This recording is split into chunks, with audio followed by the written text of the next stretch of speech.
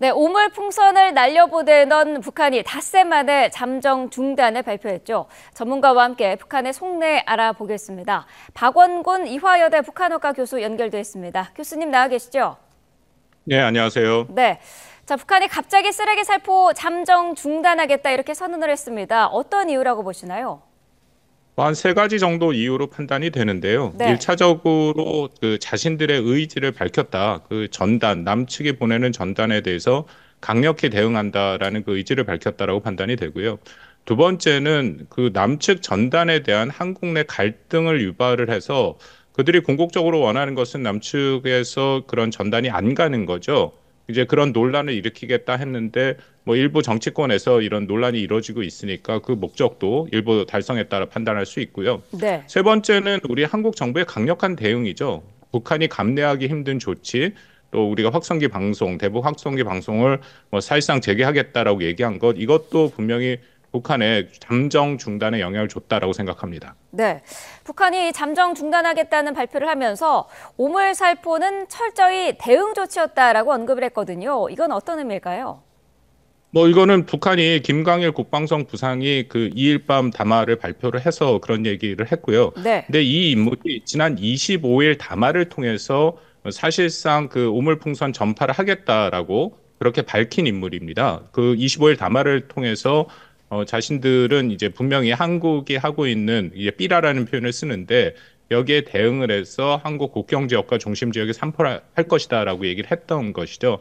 이제 그렇다면은 기본적으로 이 4월부터 우리 한국에 있는 그 대북 전단을 하는 그 단체들이 북한 쪽으로 이 전단들을 보내고 있습니다. 이게 단순히 전단뿐만 아니라 여기엔 상당히 어떻게 보면 북한 이 사람들이 북한 주민들이 필요로 하는 생필품도 포함되어 있거든요. 네. 4월 달부터 가능한 게 바람이 남쪽에서 북쪽으로 불기 시작하는 게 그 시점입니다. 그래서 그 단체들이 시작을 했고 그런 것에 대해서 북한이 굉장히 큰 부담을 갖고 있기 때문에 이런 오염 풍선을 오물 풍선을 보낸 것이고요.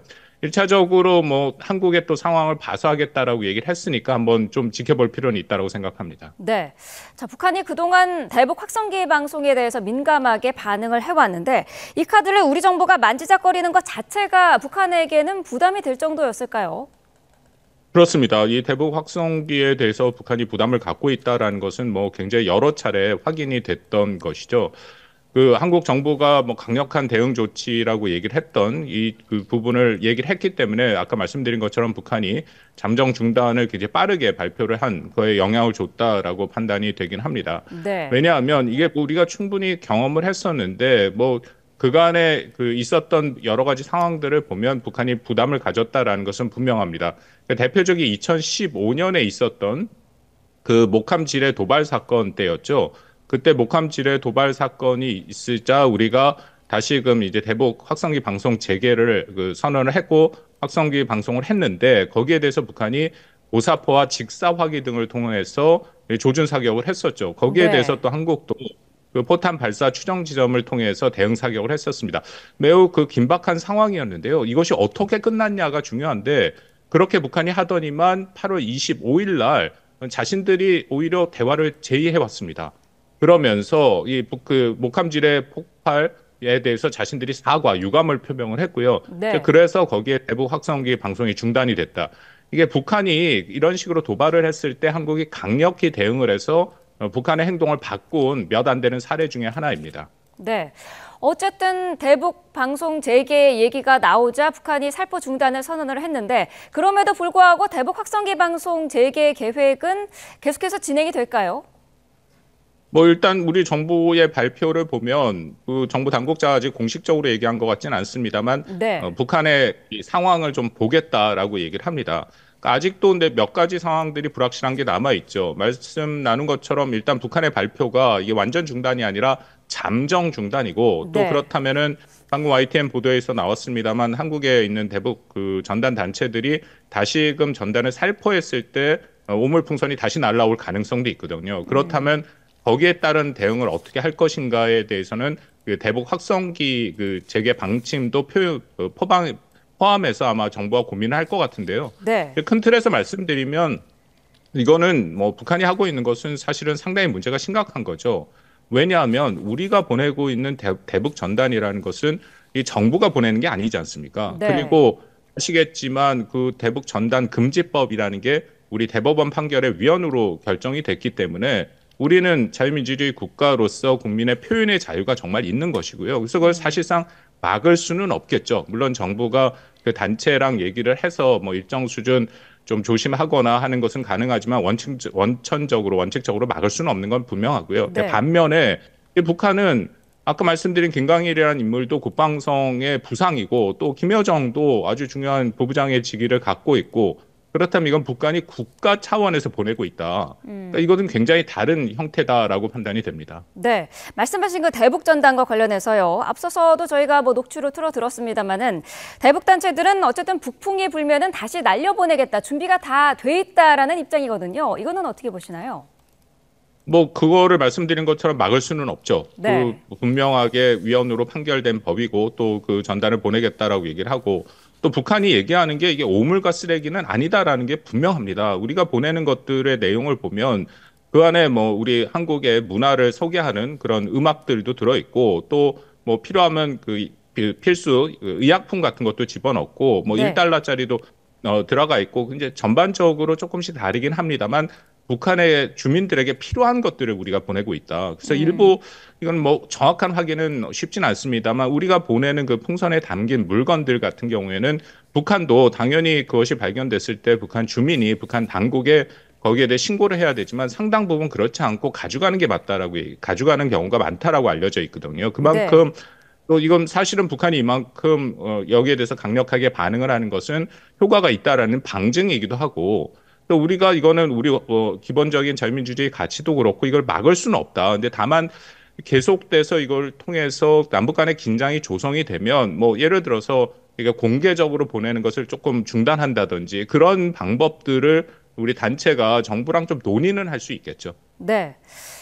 자, 북한이 지금 굉장히 신경을 쓰고 있는 이 대북 확성기. 그동안 몇 년 동안은 지금 틀지 않고 있었던 상황인데 작동은 바로 할 수 있는 건가요? 뭐 그렇습니다. 우리가 이게 뭐 그 몇 가지 종류가 있는데 네, 이동식도 있고 고정식이 있거든요. 원래 최전방 지역에는 한 10군데 고정식을 설치했는데 이것이 지난 2018년 판문점 선언 그리고 9.19 군사합의 판문점 선언 이후에 해체가 됐는데 그 장비 자체가 단전히 다 없어진 것은 아니고 창고에 지금 보관하고 있다고 합니다. 그래서 얼마든지 다시금 고정식 설치는 가능하고요. 이거 외에도 이동식 장비도 있습니다. 네, 이동식 장비도 한 40여 개 정도 있는 것으로 알려져 있는데 이게 하루부터 정도면 충분히 가능하다라고 얘기를 하고 있습니다. 그 대북 확성기 말고도 만약에 북한이 계속해서 그 도발의 강도를 높이는 수준으로 간다면 네. 일종의 심리전이죠. 우리는 굉장히 다양한 방법이 또 있습니다. 이 확성기 외에도 전광판을 통해서 영상을 보낼 수 있거든요. 그 네. 대규모 영상을 할 수 있는 그런 장비도 확보하고 있고 또 더 나간다면 우리도 그런 전단을 군 차원에서 정부 차원에서 보낼 수가 있습니다. 훨씬 더 대규모도 가능하고 우리는 또 그것에 대해서 GPS도 있기 때문에 정확한 장소로도 보낼 수 있고 그러니까 우리가 대응 조치는 다 있다. 이제 그런 것은 분명히 북한이 알고 있어야 된다고 생각합니다. 네, 말씀하신 그런 부분들이 어제 우리 측에서 밝힌 북한이 감내하기 힘든 조치들에 포함이 될까요?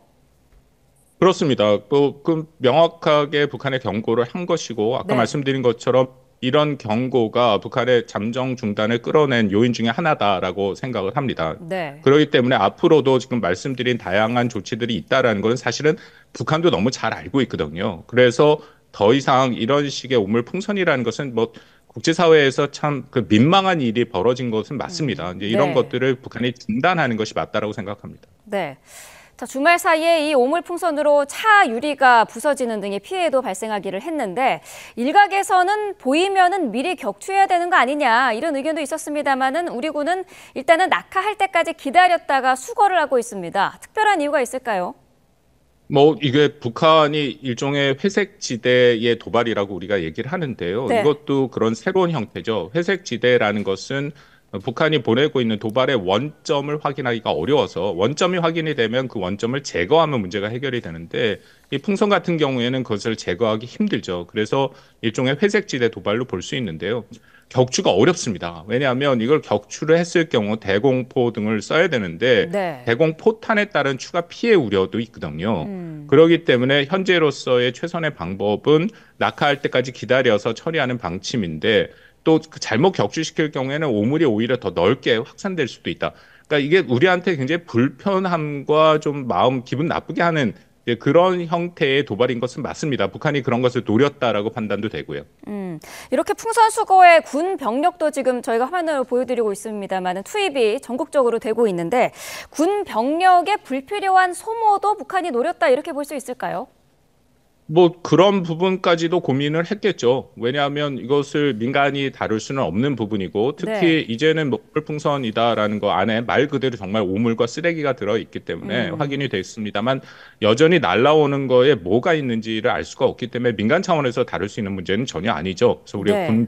군이나 경찰에서 정부에서 다뤄야 되는 문제이기 때문에 여기에 우리 인력들이 활용이 되고 있고 그래서 북한의 아까 김 부상의 표현에 의하면 이것을 수거하는데 얼마나 어렵고 그들의 표현에 하면 공력, 시간과 노력이 들이는지 알지 않느냐라는 것을 한번 뭐 좀 표현이 그렇습니다만 한국 니네들도 당해봐라. 그런 의미를 담아서 이렇게 괴롭히기, 일종의 괴롭히기에 그런 그 유형의 도발을 하고 있다라고 판단이 됩니다. 네. 지금까지는 주로 쓰레기 이런 오물들이 담겨 있었습니다만은 좀 더 위험한 다른 것들이 날아올 가능성도 있을까요?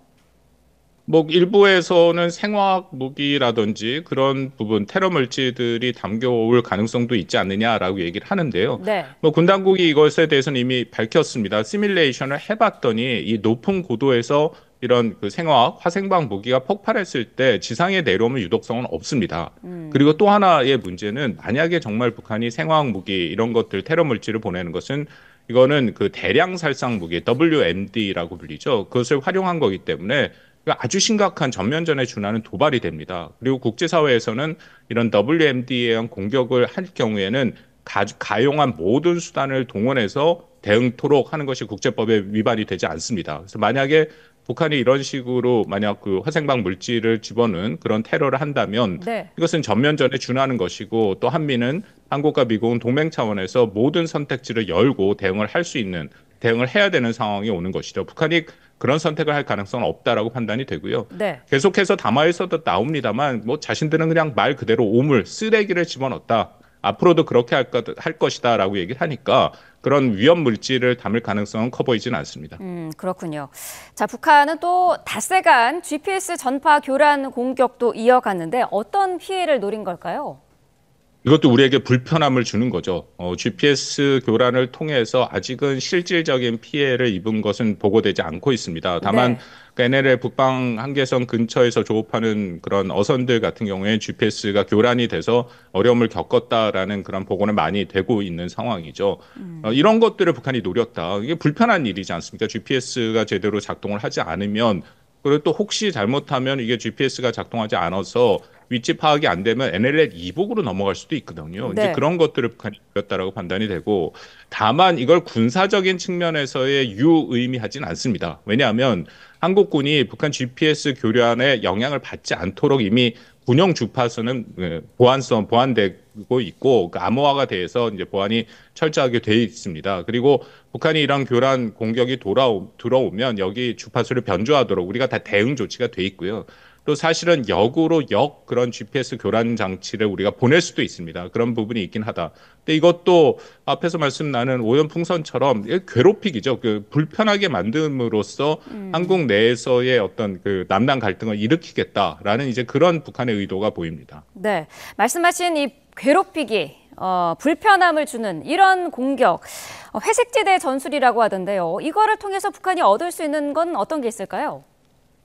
회색지대 전술을 북한이 한다라는 것은 직접적인 북한이 한국을 공격할 수 있는 능력이 제한된다라는 걸로 볼 수 있습니다. 네. 뭐 일부 기억하시겠지만 작년 11월에 한국이 9.19 군사합의의 일부 효력 정지를 얘기를 했었죠. 그랬더니 북한이 김정은이 직접 나서서 사실상 완전 무력화를 선포를 했고 그때 발표를 보면 당장 NLL 이남으로 포사격을 하는 등 매우 고강도 그런 국지 도발을 하겠다라고 예고를 했는데 지금까지 그걸 못하고 저는 안 하는 게 아니라 못하고 있다라고 판단이 되고요.